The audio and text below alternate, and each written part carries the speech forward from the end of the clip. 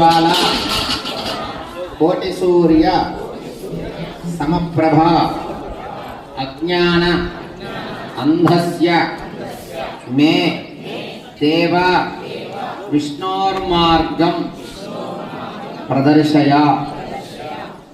అంటే మనం ఏదో తెలుసో తెలియకో ఒక అజ్ఞానంలో పడి కొట్టుకొని పోతూ ఉంటాం.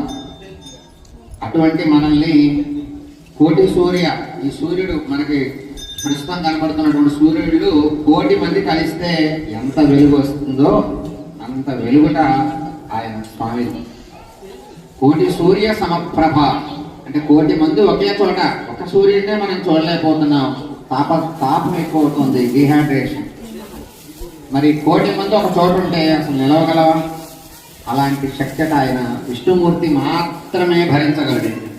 విష్ణుమూర్తి చేతిలో ఉంటుంది.